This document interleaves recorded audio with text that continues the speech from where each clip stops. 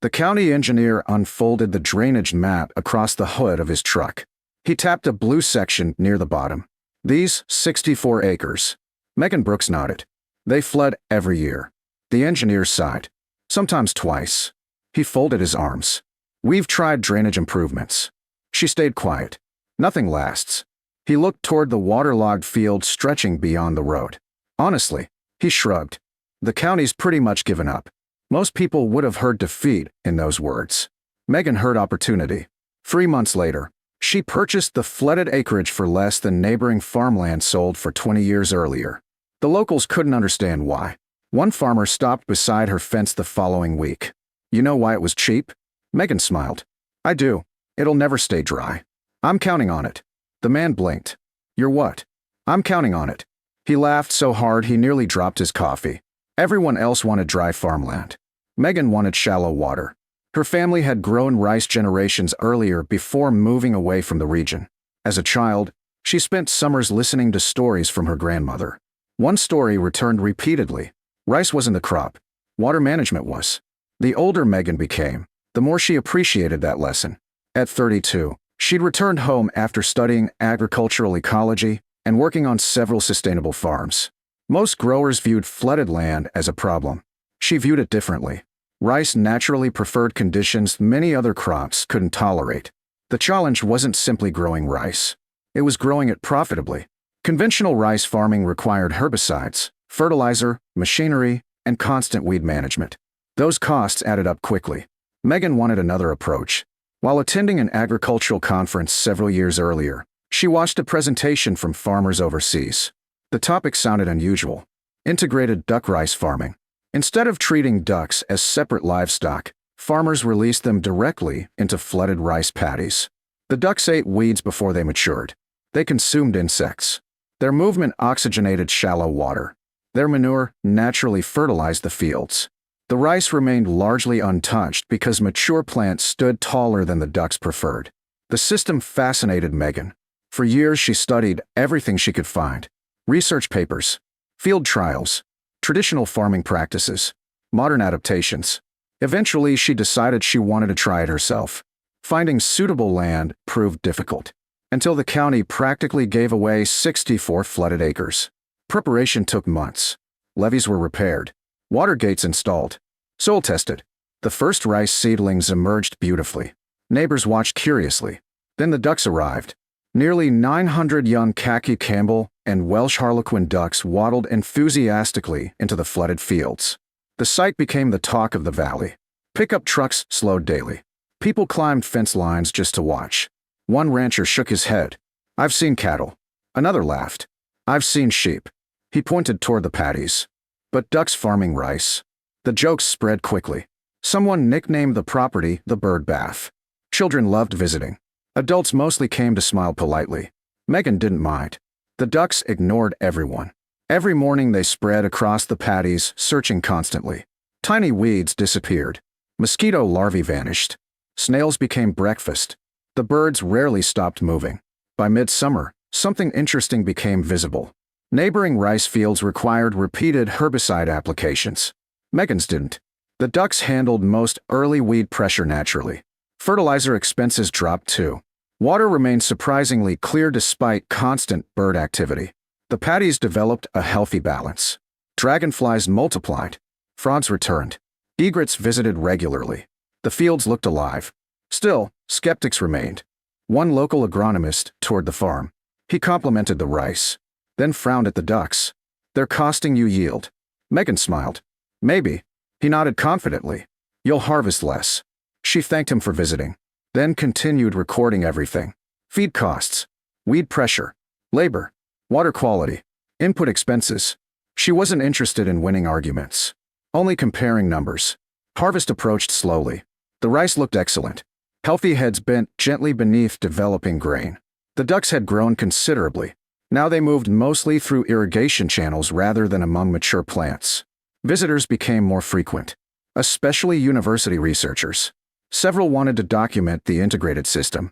One professor walked silently through the fields before finally speaking. I wasn't expecting this. What? The soil. Megan looked down. It feels. He searched for the word. alive. Earthworms appeared everywhere. Beneficial insects thrived. Organic matter increased. The professor collected samples.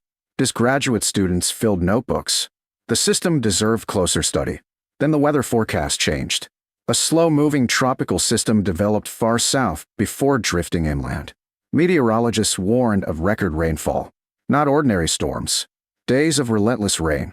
Most valley farmers worried immediately. Harvest stood only weeks away. Rice could tolerate water. But too much water at the wrong time damaged fields, roads, and equipment. The storm arrived on a Thursday night. Rain pounded the valley continuously. Creeks overflowed. Roadside ditches disappeared. Fields merged into one enormous sheet of water. The rain lasted 4 straight days. When sunlight finally returned, nearly every farmer in the county drove out to inspect damage. Megan did too. The roads remained muddy. Several bridges stayed closed. She reached the edge of her flooded rice fields just after sunrise. Her heart pounded. The paddies looked completely different. Water covered everything. At first she feared the worst. Then she noticed movement. Hundreds of ducks calmly swam across the flooded fields as though nothing unusual had happened. Beyond them, rows of rice still stood. And across the road, neighboring fields looked far worse. Megan parked beside the levee and climbed out into ankle-deep water. She expected destruction. Instead, she found resilience. The flooded paddies looked remarkably calm. Hundreds of ducks drifted across the surface, searching for insects carried in by the storm. The rice remained upright. Some plants leaned slightly. Most stood exactly where they had before the rain. Across the county, the story looked very different. Several neighboring fields suffered badly. Fast-moving floodwater washed weed seeds into freshly damaged paddies. Drainage ditches overflowed. Heavy equipment became trapped in mud. Farmers faced weeks of cleanup before harvest could even begin. Megan walked slowly through her fields. The ducks followed her in loose groups, quacking softly. She noticed something unusual. Very few floating weeds. The storm had delivered fresh weed seeds, but the ducks immediately began feeding on tender new growth. They worked instinctively, exactly as they had all season. Within days, university researchers returned. They wanted to see how the integrated system handled extreme weather. Drone images covered the fields. Water samples were collected. Soil cores were examined. The lead researcher stood quietly for several minutes before speaking. "This is impressive." Megan smiled. "The ducks?" He nodded. "The ducks." Then he looked toward neighboring fields. And everything working together. The flooded paddies had become a functioning ecosystem rather than a single crop. The ducks reduced weed pressure. Frogs controlled insects. Dragonflies hunted mosquitoes. Healthy soil absorbed nutrients more efficiently. Nothing operated alone. The system supported itself.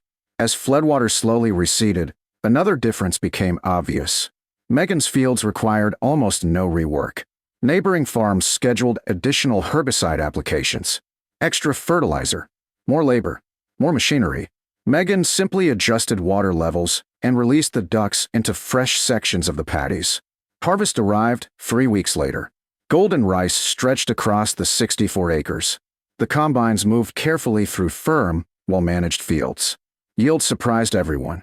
They weren't merely good. They ranked among the highest in the valley. Even more impressive, Megan's production costs remained dramatically lower than most neighboring operations. She spent less on herbicides, less on insecticides, less on fertilizer. The ducks had quietly replaced much of that expense. The harvest drew attention far beyond the county. Agricultural magazines requested interviews. University extension agents organized demonstration tours. Farmers arrived from neighboring states. Most expected to see unusual equipment. Instead, they found ducks. One visitor laughed. "So this is your secret?" Megan smiled. "They're part of it." She explained the real secret wasn't the birds themselves. It was designing a system where every part benefited another. The rice provided habitat. The ducks protected the rice. The water supported both. Healthy soil supported everything. The visitors asked question after question. How many ducks per acre? When should they enter the fields? When should they be removed? Megan answered everyone honestly. She also emphasized something important. This isn't about copying exactly what I did. People looked surprised. It's about understanding your own land. Every farm differed. Every climate differed. Every water source behaved differently. Successful farming began with observing those differences instead of fighting them. Late that autumn, the county engineer visited again. The same man who once pointed at the drainage map. He walked slowly along the levee overlooking endless golden stubble. Ducks paddled peacefully through shallow water. The engineer smiled. "I owe you an apology." Megan laughed. "For what?" "I told you we'd given up on this land." He looked across the fields. "I guess the land hadn't given up." She looked toward the ducks. "No. It just needed someone to stop trying to make it something else." The engineer nodded thoughtfully. That conversation spread through county offices. Soon the flooded acreage no longer appeared on planning maps as marginal farmland. Instead, it became an example of alternative agricultural management. Researchers continued studying the property for several more seasons. They documented healthier soil biology, greater bird diversity, lower chemical inputs, improved profitability. The project became part of several agricultural training programs. Meanwhile, the ducks continued their daily routine, completely unaware of the attention. Every sunrise they left their shelters. Every evening they returned. Between those moments, they simply behaved like ducks. Eating, swimming, searching, working. Years later, Megan stood on the highest levee just before sunrise. Mist floated gently above the paddies. Thousands of ducks spread across calm water like living ripples. Rice fields stretched toward the horizon. Herons hunted along irrigation channels. The valley had begun changing. Several neighboring farms now experimented with integrated duck rice systems of their own. Not because someone forced them, because they had seen the results. A young farmer visiting that morning asked her one final question. "Were you ever worried everyone was right?" Megan smiled. "Of course." The farmer looked surprised. "I wasn't certain this would work." She looked across the flooded fields glowing beneath the rising sun. "I was only certain the land deserved the chance." The county had written off 64 flooded acres because they couldn't be forced into becoming ordinary farmland. Megan never tried. She accepted the water instead of fighting it. She added ducks instead of more chemicals. She built a living system instead of a simple crop. 5 years earlier, people laughed at the sight of hundreds of ducks wandering through flooded rice fields. Now farmers traveled hundreds of miles just to watch them. Sometimes the best farmland isn't the driest. Sometimes the most productive fields are the ones everyone else gives up on. All they need is someone willing to see water not as a problem, but as the beginning of something extraordinary.